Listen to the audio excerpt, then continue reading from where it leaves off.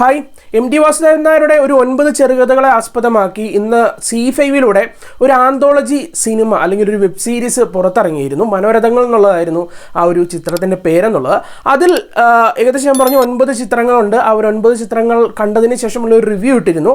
ഇനി ഞാൻ ഈ ഒരു വീഡിയോയിൽ അതിൽ ഒരു സിനിമയെ എടുത്തൊന്ന് റിവ്യൂ ചെയ്യാനാണ് പോകുന്നത്. കാരണം ഈ ഒരു 9 ചിത്രങ്ങളിൽ എനിക്ക് ഏറ്റവും ഇഷ്ടപ്പെട്ട ഓളവും തീരവും എന്ന് പറയുന്ന ആ ഒരു ചിത്രത്തെ പറ്റിയാണ് ഇന്ന് സംസാരിക്കാൻ പോകുന്നത്. ഈ ഒരു സിനിമ ഡയറക്റ്റ് ചെയ്തിട്ടുണ്ടായിരുന്നത് പ്രിയദർശനാണ്. ഓക്കെ, അതായത് ഞാൻ ഈ പറഞ്ഞ 9 ചിത്രങ്ങൾ കണ്ടു കഴിഞ്ഞിട്ടും എൻ്റെ മനസ്സിൽ നിന്നിട്ടുണ്ടായിരുന്ന ഒരേ ഒരു ചിത്രം ഓളവും തീരവും തന്നെയാണ്. ഓക്കെ, ഇനി ഈ ഒരു സിനിമയുടെ കഥ എന്ന് പറയുമ്പോഴത്തേക്കും സിനിമയുടെ കഥാപരിസരം എന്നുള്ളത് മലബാറാണ്. ഒരു 1950 കാലഘട്ടമാണ് ആ ഒരു കഥാപരിസരം എന്നുള്ളത്.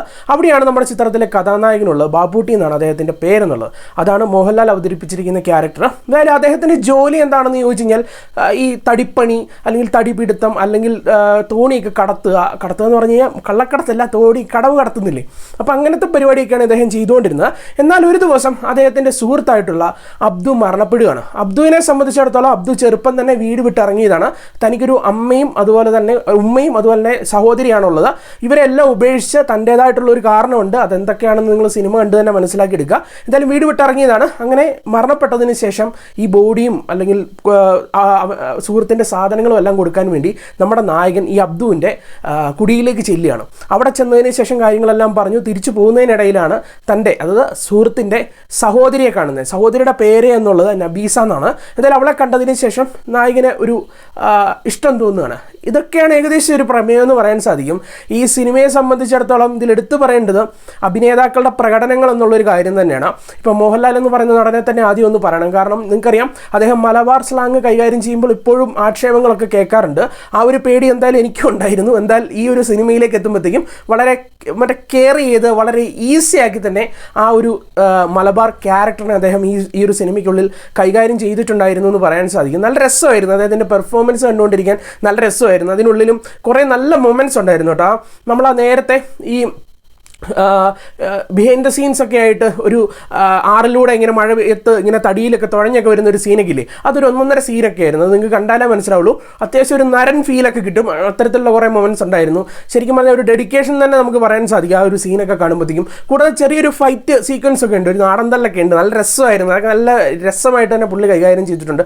കൂടാതെ ആ ഒരു റൊമാൻറ്റിക് പോർഷൻ ആകട്ടെ, അത് ഈ ഒരു പ്രായത്തിലും, അതായത് അത്യാവശ്യം പ്രായമുള്ള ആളായിട്ട് തന്നെയാണ് ഇതിലും കാണിക്കുന്നത്. നല്ല ചെറുപ്പക്കാരനായിട്ടൊന്നും അല്ല. എന്നാൽ അദ്ദേഹം ആ ഒരു ക്യാരക്ടറിനെ നല്ല രസമാക്കി ആ ഒരു പ്രണയമൊക്കെ നമുക്ക് വളരെ ഇഷ്ടപ്പെടുന്ന രീതിയിൽ തന്നെ അദ്ദേഹം ആ ഒരു സ്ക്രീനിലേക്ക് എത്തിച്ചിട്ടുണ്ടായിരുന്നു എന്ന് പറയാൻ സാധിക്കും. അങ്ങനെ ഓവറോൾ അദ്ദേഹത്തിൻ്റെ പ്രകടനമാകട്ടെ, അതുപോലെ തന്നെ ദുർഗാകൃഷ്ണ നായികയായിട്ട് എത്തുന്ന ദുർഗാകൃഷ്ണയുടെ പ്രകടനമായിട്ട് നല്ല രസമായിരുന്നു. അതുപോലെ എടുത്തു പറയേണ്ട ഒരു കഥാപാത്രമാണ് നമ്മുടെ ഹരീഷ് പേരയുടെ ഒരു ക്യാരക്ടർ എന്നുള്ള ഒരു നെഗറ്റീവ് ഷെയ്ഡുള്ള ഒരു പ്രമാണിയായിട്ടാണ് ആളെത്തുന്നത്. നല്ല രസമായിട്ടോ. കാരണം പുള്ളിയുടെ പ്രകടനം കാണുമ്പോഴത്തേക്കും നമുക്ക് ഒരു ചെറിയൊരു അടിയൊക്കെ നമുക്ക് കൊടുക്കാവുന്നത്. അമ്മാതിരി പ്രകടനമാണ് പുള്ളി കാഴ്ച വെച്ചിട്ടുള്ളത്. അതുപോലെ തന്നെ നമ്മുടെ സുരഭി ലക്ഷ്മിയാണ് ഈ ഒരു സിനിമയ്ക്കുള്ളിൽ അബ്ദുവിൻ്റെ അമ്മയായിട്ട് എത്തുന്ന പുള്ളിക്കാരത്തിൻ്റെ പ്രകടനമായിട്ട്. അങ്ങനെ ഒരുപാട് മികച്ച പ്രകടനങ്ങൾ കാണാൻ സാധിക്കുന്ന ഒരു സിനിമയാണ്. കൂടാതെ ഈ ഒരു സിനിമയുടെ ഒരു തിരക്കഥയെ പറ്റി പറയണം കേട്ടോ. കാരണം നമുക്ക് യാതൊരു മുഷിപ്പുമില്ല. സിനിമ തുടങ്ങുമ്പോൾ തന്നെ ബ്ലാക്ക് ആൻഡ് വൈറ്റ് ആണ്. അപ്പോഴത്തേക്ക് അയ്യോ ഇതൊരു ബ്ലാക്ക് ആൻഡ് വൈറ്റ് ചിത്രമാണല്ലോ എന്നൊക്കെ നമ്മൾ ഓർത്തിരിക്കും. പിന്നീട് നമുക്ക് ഈ ബ്ലാക്ക് ആൻഡ് വൈറ്റ് എന്നുള്ളത് എൻജോയ് ചെയ്യാൻ വേണ്ടി നല്ല രീതിയിൽ സാധിക്കുന്നുണ്ട്. അല്ലെങ്കിൽ നമുക്കിതൊരു ബ്ലാക്ക് ആൻഡ് വൈറ്റ് സിനിമയാണെന്നുള്ള ഒരു തോന്നലേ നമുക്ക് പിന്നെ വരില്ല. കാരണം നല്ല രസമായിട്ട് എൻഗേജിങ് ആക്കിയാണ് ഓരോ സിറ്റുവേഷൻസിനെയും തിരക്കഥയിലൂടെ കൈകാര്യം ചെയ്തിട്ടുണ്ടായിരുന്നു. അത്യാവശ്യം പ്രേക്ഷകരെ ഹുക്ക് ചെയ്ത് പിടിച്ചിരുത്താൻ പറ്റുന്ന രീതിയിലുള്ള കുറേ മൊമെൻറ്റ്സ് ആയിരുന്നു ഒരു തിരക്കഥയ്ക്കുള്ളിൽ കൊടുത്തിട്ടുണ്ടായിരുന്നു. അതും നിങ്ങൾക്കറിയാമല്ലോ, ആ ഒരു 1950 കാലഘട്ടത്തിലാണ് ഈ കഥ നടക്കേണ്ടത്. അപ്പോൾ അതിൻ്റേതായിട്ടുള്ള കുറേ സംഭവങ്ങൾ നമുക്ക് ശരിക്കും പറഞ്ഞു കഴിഞ്ഞാൽ ആ ഒരു 1950 കാലഘട്ടത്തിലോട്ട് പോയി നിൽക്കുന്ന ഒരു ഫീല് നൽകുന്ന രീതിയിലുള്ള ഒരുപാട് എഴുത്തുകളും കാര്യങ്ങളും ഒക്കെ നടത്തിയിട്ടുള്ള ഒരു സിനിമയാണ്. കൂടാതെ ചിത്രത്തിൻ്റെ പ്രൊഡക്ഷൻ ക്വാളിറ്റിയെ പറ്റിയും പറയണം. ഞാൻ ഈ പറഞ്ഞ പോലെ തന്നെ ആ ഒരു കാലഘട്ടത്തെയൊക്കെ തന്നെ 100% വിസ്മരിപ്പിക്കുന്ന രീതിയിലുള്ള ഒരു പ്രൊഡക്ഷൻ ക്വാളിറ്റിയൊക്കെയാണ് എല്ലാ സൈഡിൽ നിന്നും കിട്ടിയിട്ടുണ്ടായിരുന്നത്. എസ്പെഷ്യലി പറയേണ്ടത് ചിത്രത്തിൻ്റെ ആർട്ട് വർക്ക്, അതുപോലെ തന്നെ കോസ്റ്റ്യൂം, ഇത്തരത്തിലുള്ള കാര്യങ്ങളൊക്കെയാണ് എടുത്തു പറയേണ്ടത്. ഗംഭീരമാക്കി തന്നെ ആ ഒരു കാലഘട്ടത്തിൽ നമ്മൾ എന്ത് കാണുമോ അതൊക്കെ തന്നെ ആയിരിക്കും നമുക്ക് ഈ ഒരു സിനിമയിലൂടെ കാണാൻ സാധിക്കുക. കൂടാതെ ചിത്രത്തിൻ്റെ ഛായാഗ്രഹണമാകട്ടെ, അതുപോലെ ബിജിപാലിൻ്റെ മ്യൂസിക് ആകട്ടെ, നമുക്ക് ശരിക്കും പറഞ്ഞു കഴിഞ്ഞാൽ ആ ഒരു കാലഘട്ടത്തിലൊക്കെ ഉണ്ടായിരുന്ന മ്യൂസിക് ടൈപ്പ് ഒക്കെ ഉണ്ടല്ലോ, അതൊക്കെ പോലെയൊക്കെ തന്നെയാണ് ഈ ഒരു സിനിമയ്ക്കുള്ളിലും കൊടുത്തിട്ടുണ്ടായിരുന്നത്. അങ്ങനെ ഓവറോൾ ഒരു ടെക്നിക്കൽ ക്വാളിറ്റി ഉള്ള ഒരു സിനിമയാണ്. പിന്നെ എന്താണ് പറയുന്നത്, ഈ ഒരു സിനിമ നമുക്ക് കണ്ട് തീർത്ത് കഴിയുമ്പോൾ ഇത്ര സമയം പോയത് അറിയില്ല. അത് സിനിമയുടെ അത് എനിക്ക് തോന്നുന്നു ഈ ഒരു 9 ഹ്രസ്വ ചിത്രങ്ങളിൽ ഏറ്റവും കൂടുതൽ ലെങ്തുള്ള ചിത്രം ഇതാണ്. ഏകദേശം ഒരു 50-55 മിനിറ്റും കണ്ട് അടുത്ത് വരുന്നുണ്ട്.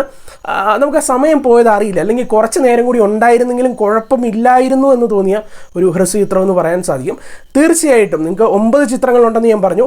ഇതിൽ കാണാനൊന്നും താല്പര്യമില്ലെങ്കിൽ അറ്റ്ലീസ്റ്റ് എൻ്റെ ഭാഗത്തുനിന്ന് ഒരു റെക്കമെൻഡേഷൻ, ഇത് നിങ്ങൾ കണ്ടു, നിങ്ങൾക്ക് തീർച്ചയായിട്ടും ഇഷ്ടപ്പെടുമെന്നുള്ളത് തന്നെയാണ് വസ്തുത. എന്തായാലും നല്ലൊരു സിനിമ തീർച്ചയായിട്ടും കാണുക.